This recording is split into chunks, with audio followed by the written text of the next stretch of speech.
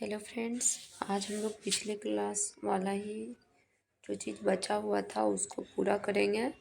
तो पिछले क्लास में हम लोग रिवर के बारे में पढ़ रहे थे, जिसमें कुछ चीज़ें बच गया था, तो हम लोग आज उसके बारे में अध्ययन कर लेते हैं। बहुत कम ही बचा हुआ है। फिर हम लोग उसके बाद फिर आगे का देखेंगे, जो कि आगे का मुख्य रूप से जितना भी रिवर है, सिंधु सभ्यता, झेलम, कोसी, ये सब के बारे में पूरा डिटेल से जानकारी लेंगे। कौन कितना लंबा चौड़ा एवं कहाँ तक जाती है, कौन सा राज्य से गुजरती है, कहाँ से निर्माण होती है, ये सारा जानकारी हम इस क्लास में लेंगे। तो हम चलते हैं पिछले क्लास में जो चीज़ छूटा था, 2-4 क्वेश्चन उसको करते हुए फिर हम लोग रिवर के डिटेल्स के बारे में जानेंगे। ठीक है, तो शुरू करते हैं। हम लोग यहाँ से स्टार्ट करते हैं, जो कि दिया गया है। क्या है फ्रेंड्स, पढ़ के बताते हैं। पाकिस्तान में बहने वाली नदी कौन कौन सी है?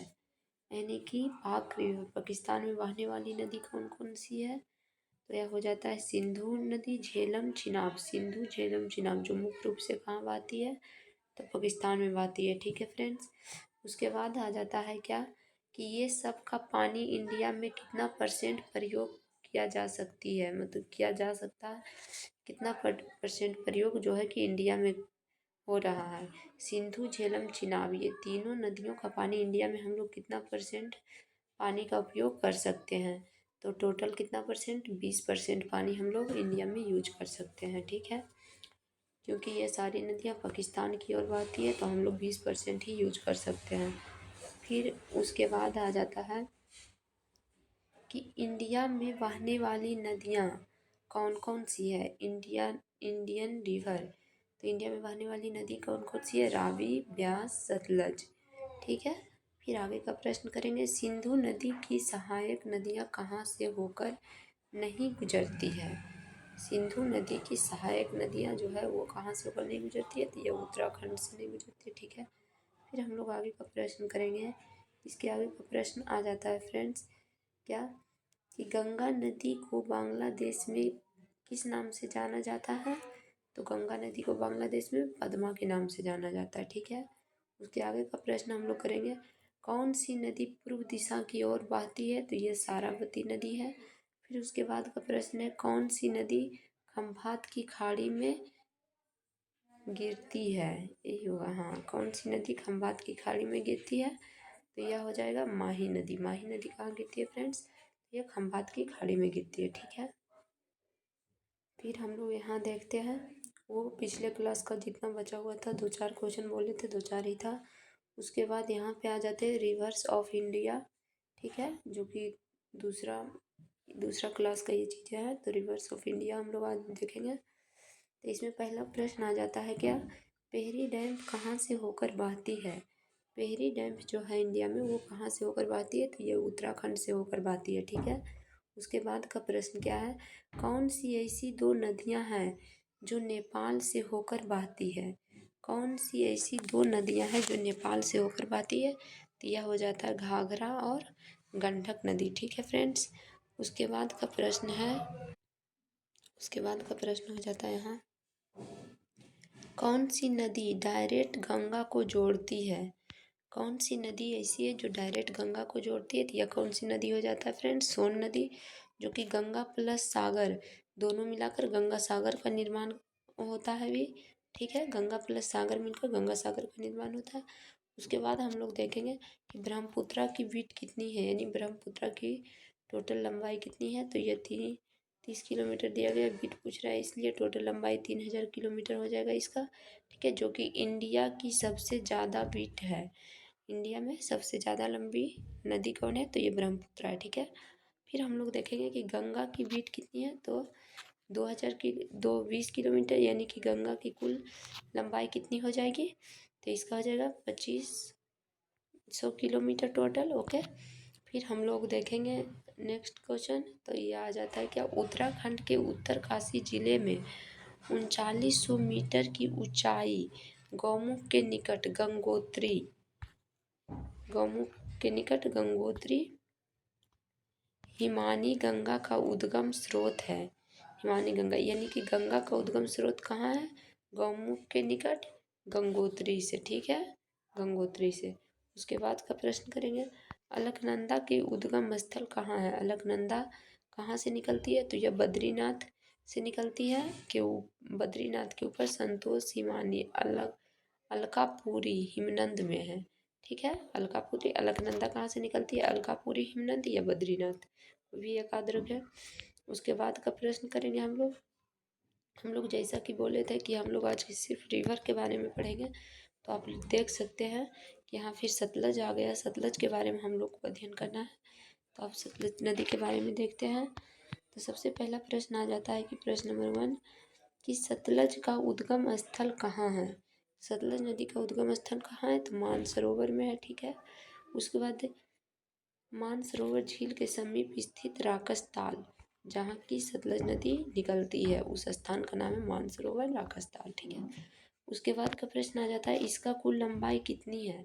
सतलज नदी की कुल लंबाई कितनी है, तो 1500 किलोमीटर टोटल है। ठीक है, जो कि नॉर्मल है।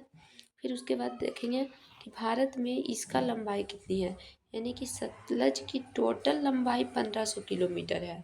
वो जहाँ तक फैली हुई है तो वो टोटल लंबाई 1500 किलोमीटर, लेकिन वह इंडिया में कितनी किलोमीटर तक है, कितना दूरी तक फैला हुआ है, तो वह टोटल है 1050 किलोमीटर। ठीक है, फिर उसके बाद का प्रश्न हम लोग करेंगे। उसके बाद आ जाता है क्या कि शिवालिक पर्वत श्रृंखला को काटती हुई पंजाब में प्रवेश करती है। कौन सी नदी, यही सतलज नदी।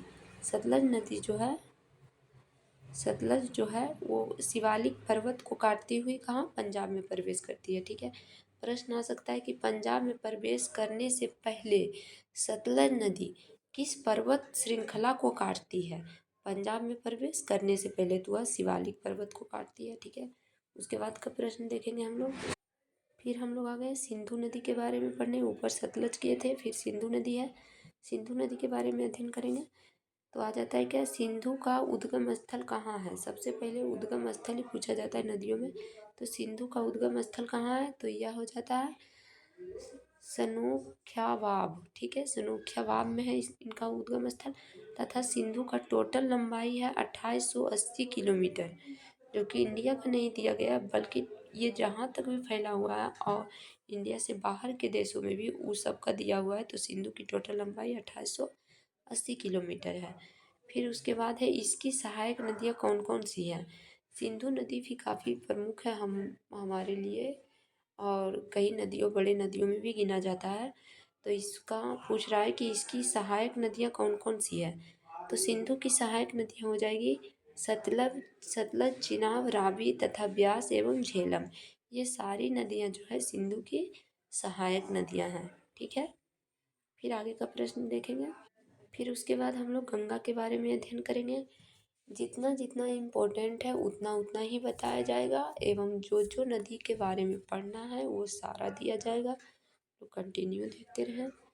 इसमें दिया गया है कि गंगा का उद्गम स्थल कहाँ है, तो गंगोत्री के पास गौमुख हिमानी में। ठीक है, उसके बाद पूछा गया है कि गंगा नदी की कुल लंबाई कितनी है, तो 2525 किलोमीटर है। ठीक है, उसके बाद ब्रह्मपुत्रा के बारे में हम लोग अध्ययन करते हैं। ब्रह्मपुत्रा में बताया गया कि ब्रह्मपुत्र नदी की उद्गम स्थल कहाँ हुई है। ब्रह्मपुत्र नदी की उद्गम स्थल जो कि यहाँ पे नहीं दिया गया है, कमेंट में आप लोग ज़रूर बताएं, कहीं कहीं कहीं हम छोड़ दिए हैं इसलिए बताएं। उसके बाद का प्रश्न हो जाता है कि ब्रह्मपुत्र नदी की कुल लंबाई कितनी है, तो 2900 किलोमीटर मान के चलिए, सीधा 3000 किलोमीटर है। ठीक है, उसके आगे पीछे आसपास भी अगर दिया रहे ऑप्शन तो आप लोग लगा सकते हैं। फिर इसके बाद का प्रश्न हम लोग करेंगे, क्या आ जाता है कि ब्रह्मपुत्र नदी की कुल लंबाई भारत में कितनी है।